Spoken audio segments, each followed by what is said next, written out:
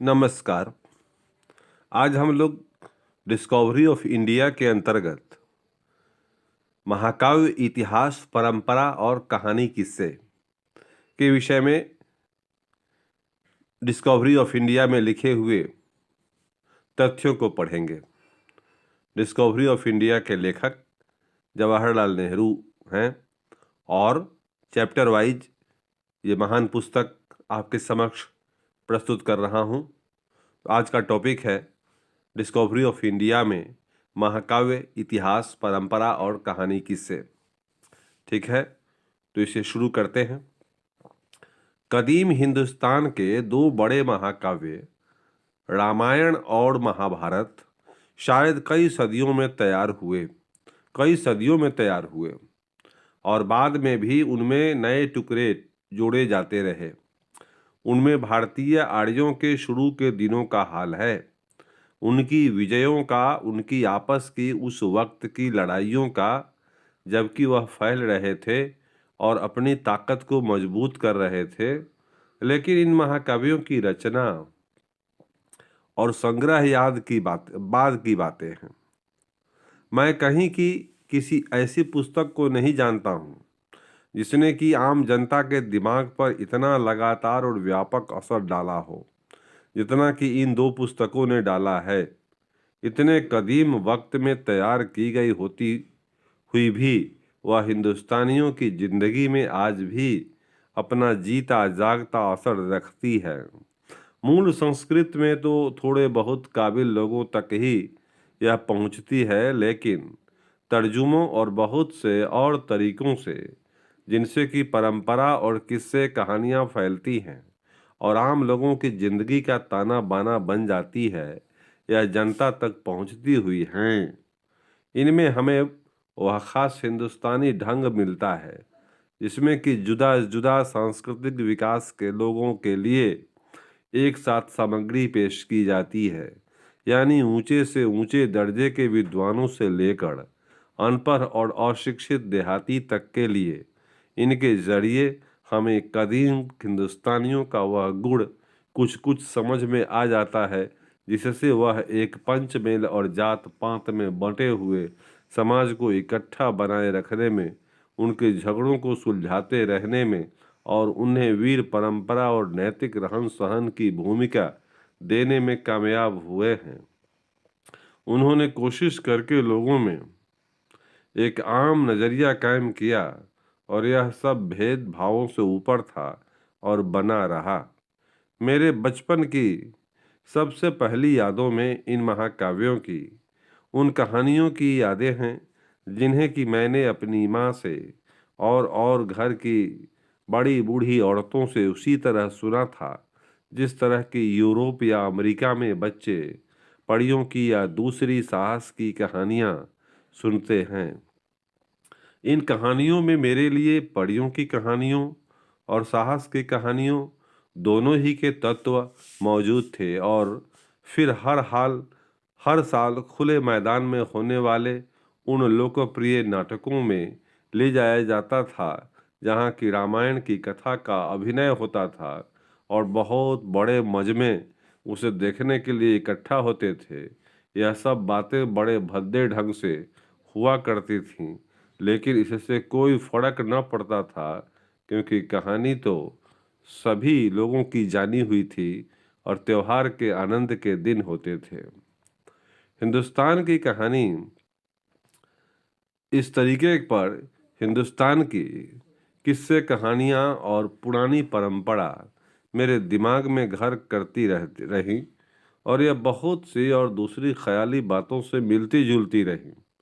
मुझे ऐसा ख्याल नहीं कि मैंने इन कहानियों को हूबहू सच समझकर उन पर कभी ज़्यादा अहमियत दी हो, बल्कि उनमें जादू टोने या अलौकिकता के जो अंश होते उनकी मैंने आलोचना भी की है, लेकिन कल्पना में मेरे लिए वह काफ़ी सच्ची रही है।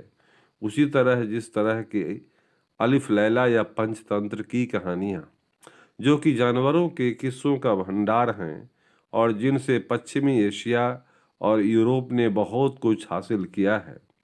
जब मैं बड़ा हुआ तो और तस्वीरें मेरे दिमाग में इकट्ठा हुईं।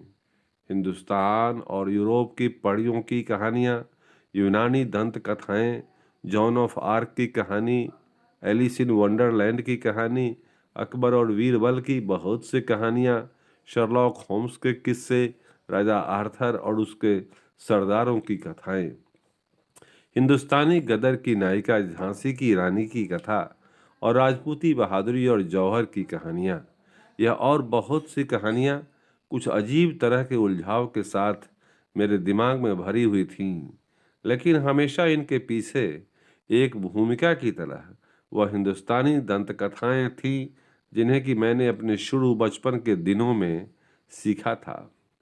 अगर मेरा यह हाल था जिसके दिमाग पर तरह तरह के असर पड़े थे, तो मैंने अनुभव किया कि इन पुरानी दंत कथाओं और परंपराओं का ये पंचतंत्र के एशियाई और यूरोपीय भाषाओं में अनगिनत अनुवादों और नकल की कहानी लंबी, पेचीदा और दिलचस्प है।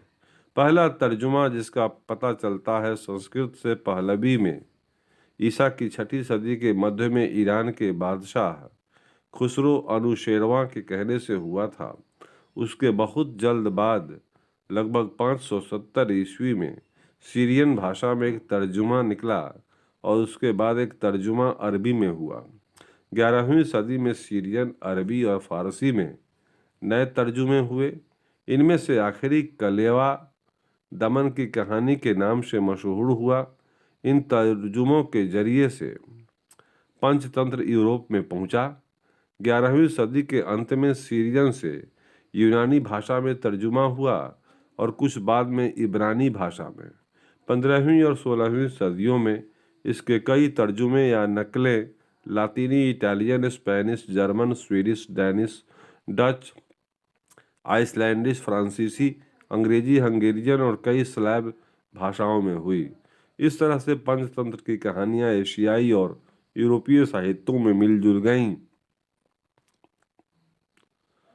हिंदू के दिमाग पर, खास तौर पर हमारी अनपढ़ जनता के दिमाग पर कितना ज्यादा पड़ा होगा।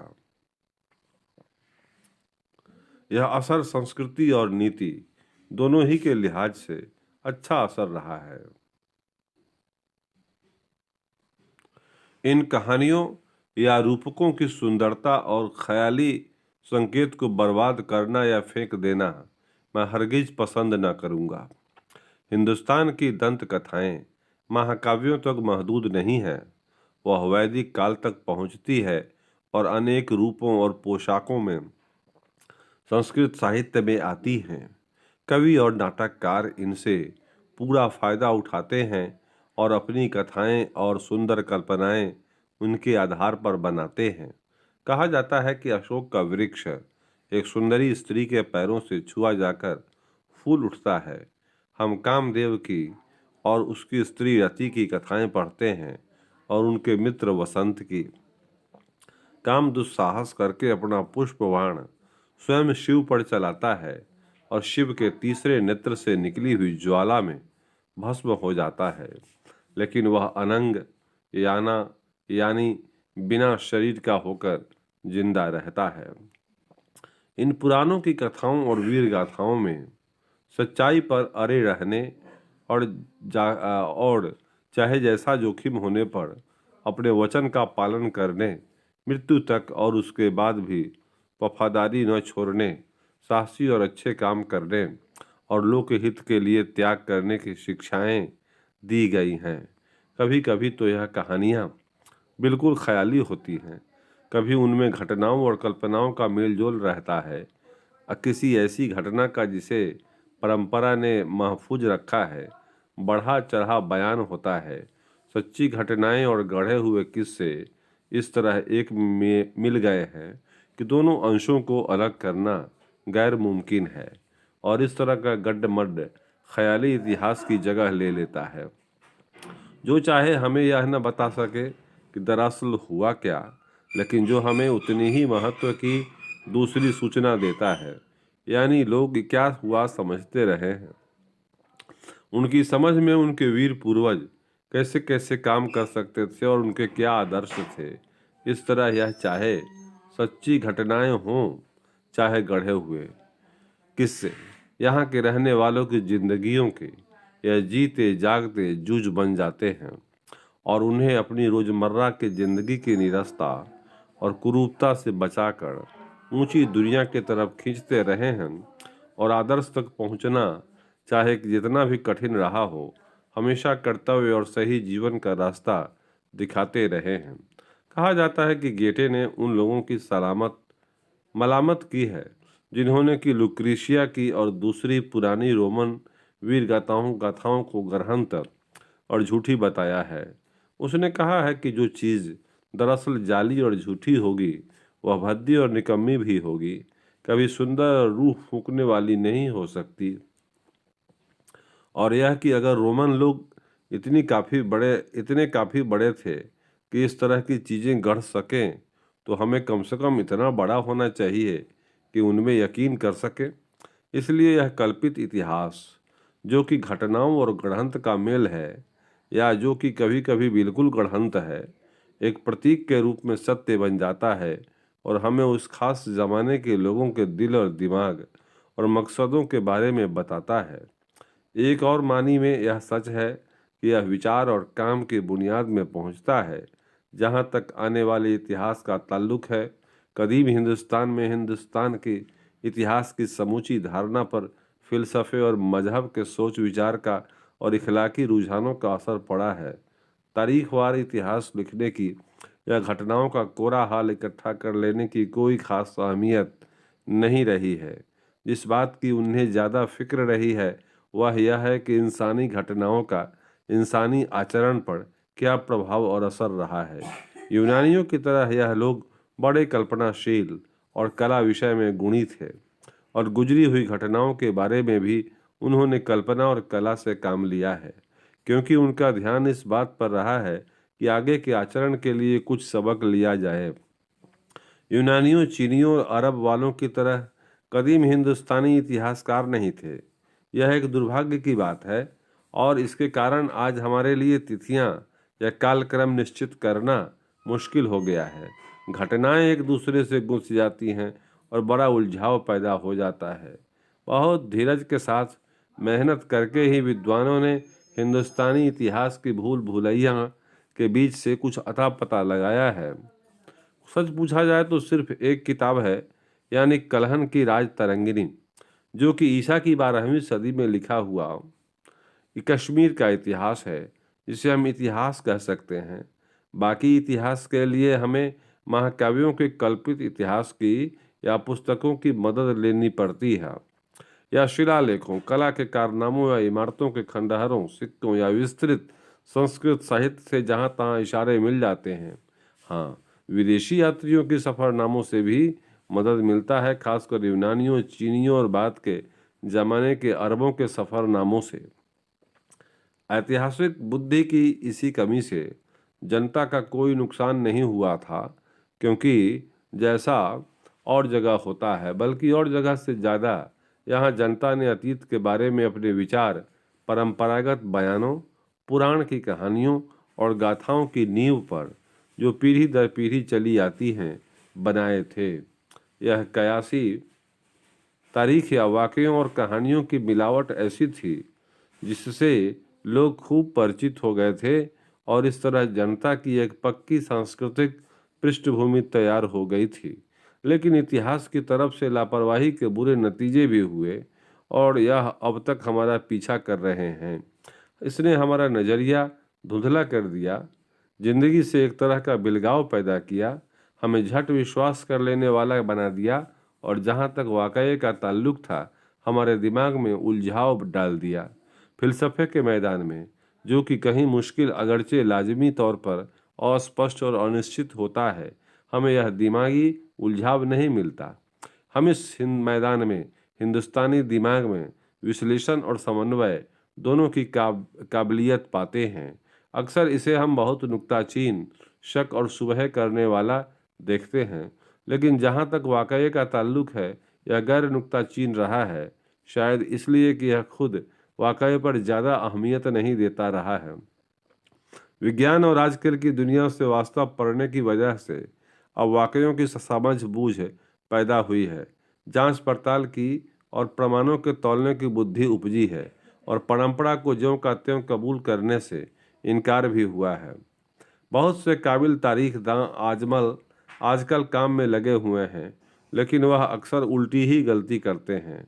यानी घटनाओं के कालक्रम की तो बहुत छानबीन करते हैं, लेकिन जिंदा इतिहास को छोड़ देते हैं। लेकिन आजकल भी हम पर परंपरा का इतना असर होता है, यह एक ताज्जुब की बात है। और बुद्धिमान आदमी की विवेचना बुद्धि भी जाती रहती है।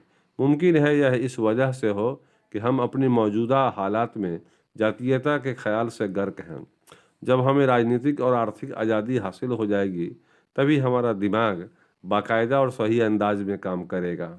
जांच पड़ताल के नज़रिए कौमी परंपरा के बीच टक्कर की एक बहुत हाल की अहमियत रखने वाली और भेदभाव प्रकट करने वाली मिसाल है। हिंदुस्तान के बहुत बड़े हिस्से में विक्रम संवत चलता है। इसका आधार सौर गिनती पर है, लेकिन महीने चांद के अनुसार गिने जाते हैं। पिछले महीने में यानी अप्रैल 1944 में इस संवत के बामुजीब 2000 साल पूरे हुए और नई सहस्राब्दी शुरू हुई। इस मौके पर सारे हिंदुस्तान में उत्सव मनाए गए और यह उत्सव मनाया जाना वाजिब था, क्योंकि एक तो काल गणना के ख्याल से यह बहुत बड़ा मौका था। दूसरे विक्रम या विक्रमादित्य, जिसके नाम से यह संवत चलता है, बहुत पुराने वक्त से लोक परंपरा का एक प्रधान पुरुष रहा है। उसके नाम के साथ अनगिनत कहानियाँ गुथी हुई हैं और उनमें से बहुत सी मध्य युग में जुदा जुदा पोशाकों में एशिया के जुदा जुदा हिस्सों में पहुंची हैं और बाद में यूरोप में भी। विक्रम बहुत जमाने से एक कौमी सूरमा और आदर्श राजा समझा जाता रहा है। उसकी याद एक ऐसे शासक के रूप में की जाती है जिसने कि विदेशी हमला करने वालों को मार भगाया, लेकिन उसकी कीर्ति की खास वजह है उसके दरबार की साहित्यिक और सांस्कृतिक चमक दमक है, जहाँ कि उसमें बहुत कुछ मशहूर कवियों, कलावंतों और गवैयों को इकट्ठा किया था और यह उसके दरबार के नवरत्न कहलाते थे। उसके बारे में जो कथाएं हैं ज़्यादातर ऐसी हैं जिनसे उसकी अपनी प्रजा की भलाई करने की ख्वाहिश जाहिर होती है और यह कि वह जरा सी ज़रूरत पड़ने पर दूसरे को लाभ पहुंचाने के लिए अपने स्वार्थ का त्याग करता था। वह अपनी उदारता, दूसरों की सेवा, साहस और निराभिमान के लिए मशहूर है। वह खासकर इस वजह से लोकप्रिय है कि वह एक अच्छा आदमी, कलाओं का हामी और सरपरस्त समझा जाता था। वह सफल योद्धा या विजेता था। यह बात कहानियों में नहीं प्रकट की गई है। भलाई और आत्मत्याग पर यह जोर हिंदुस्तानी दिमाग और हिंदुस्तानी आदर्शों की व्यवस्था है। सीजर की तरह विक्रमादित्य का नाम इस तरह की पदवी और प्रतीक बन गया और बाद के बहुत से शासकों ने इसे अपने नामों के साथ जोड़ लिया। इस वजह से गड़बड़ी पैदा हुई, क्योंकि बहुत से विक्रमादित्यों का बयान इतिहास में आता है, लेकिन यह विक्रम था कौन और यह कब हुआ? यह विक्रम कौन था, कब हुआ? इतिहास की दृष्टि से यह बात बिल्कुल अस्पष्ट है। ईसा से 57 वर्ष पहले, जबकि इस संवत का आरंभ होता है, इस तरह के किसी शासक का पता नहीं है। हाँ, उत्तर हिंदुस्तान में 4वीं सदी ईस्वी में एक विक्रमादित्य था जो हूणों के साथ लड़ा था और जिसने उन्हें मार भगाया था। यही वह व्यक्ति है जिसके दरबार में नवरत्नों का होना समझा जाता है और जिसके गिर्द यह कहानियाँ बनी हैं। अब सवाल यह होता है कि 4वीं सदी ईस्वी के इस विक्रमादित्य का ताल्लुक उस संवत से कैसे हो सकता है जिसका आरंभ इससे 57 वर्ष पहले होता है।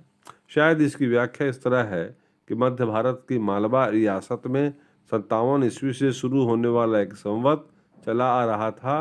विक्रम के बहुत बाद यह संवत उसके नाम के साथ किसी तरह जुड़ गया और उसका नया नामकरण हुआ, लेकिन यह सभी बातें अस्पष्ट और अनिश्चित हैं।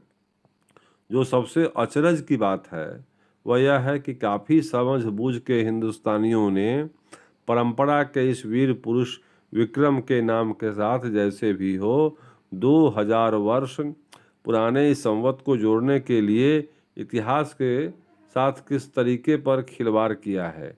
यह बात भी दिलचस्प है कि विदेशी के खिलाफ लड़ाई करने पर और एक कौमी राज्य के अंतर्गत हिंदुस्तान की एकता कायम करने की इच्छा पर जोर दिया गया है। दरअसल विक्रम का राज्य उत्तरी और मध्य हिंदुस्तान तक महदूद था।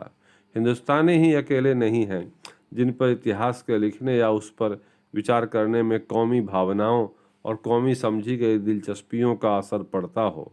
हर कौम और सभी लोगों में गुजरे हुए ज़माने को ज़्यादा अच्छा करके दिखलाने और चमकाने तथा अपने पक्ष में तोड़ने मरोड़ने की ख्वाहिश रहती है। हिंदुस्तान के जिन इतिहासों को हम में से बहुतों को पढ़ना पड़ा है वह ज़्यादातर लोगों के लिखे हुए हैं और जो आम तौर पर ब्रिटिश हुकूमत की तरफदारी में या सफाइयाँ पेश करते हैं या उसके गुण गाते हैं, और उसके साथ साथ यहाँ की हजारों वर्ष पहले होने वाली घटनाओं का मुश्किल से छिपा हुआ हिकारत के साथ बयान है।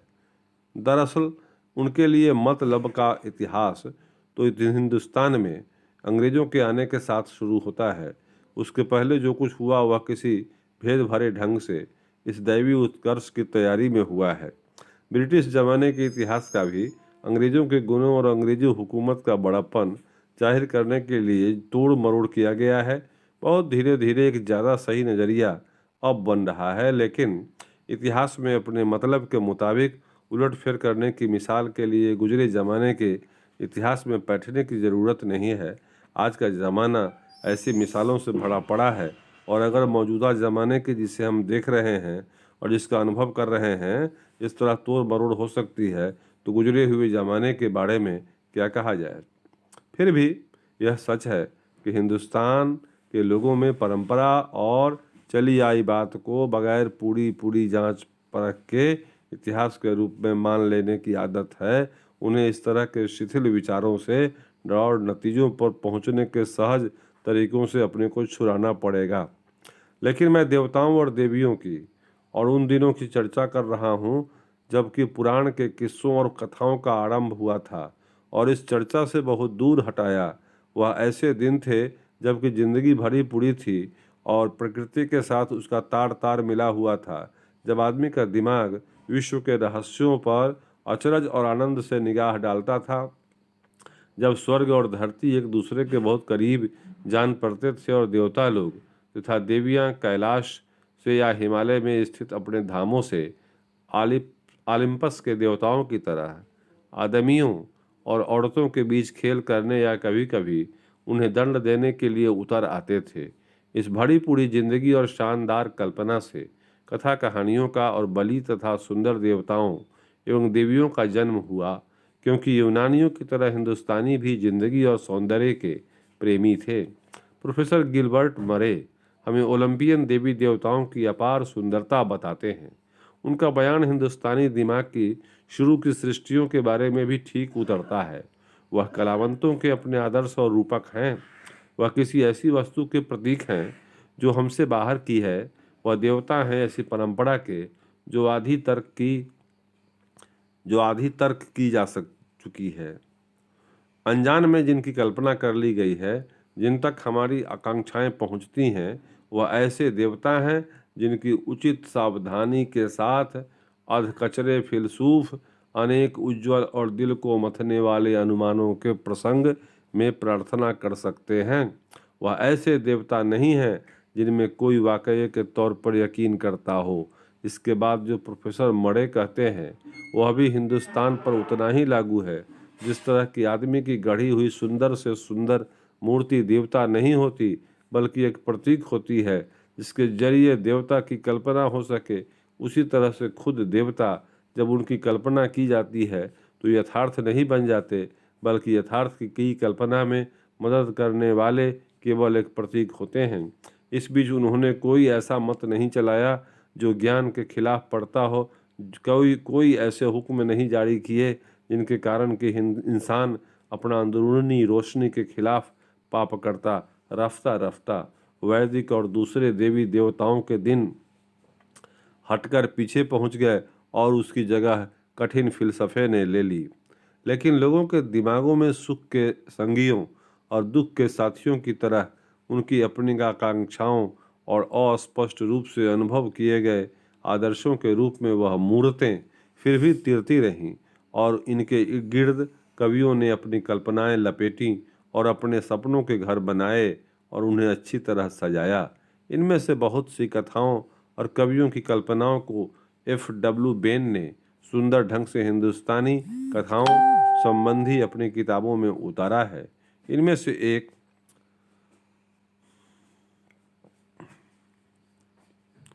डिजिट ऑफ द मून में हमें यह बताया गया है कि औरत की सृष्टि कैसे हुई। शुरू में जब त्वशित्र त्वशित्र विश्वकर्मा स्त्री की रचना पर आया तो उसने पाया कि वह अपनी सारी सामग्री आदमी की बनावट में खर्च कर चुका है और ठोस तत्व बच नहीं रहा है। इस पशुपेश में उसने गहरा सोच विचार किया और जो किया वह यह था, उसने चांद की गोलाई, लताओं का खम, लता तंतुओं का चिपटना, दूब का कंपना, नरकुल की नजाकत, फूलों का खिलाव, पत्तियों का हल्कापन, हाथी के सूंड का सुडौलपन, हिरणों की नज़र, मक्खियों का एकत्र होना, सूरज की किरणों की खुशी, बादलों का रोना, हवा की चंचलता, खरगोश का डर और मोरों का घमंड लिया।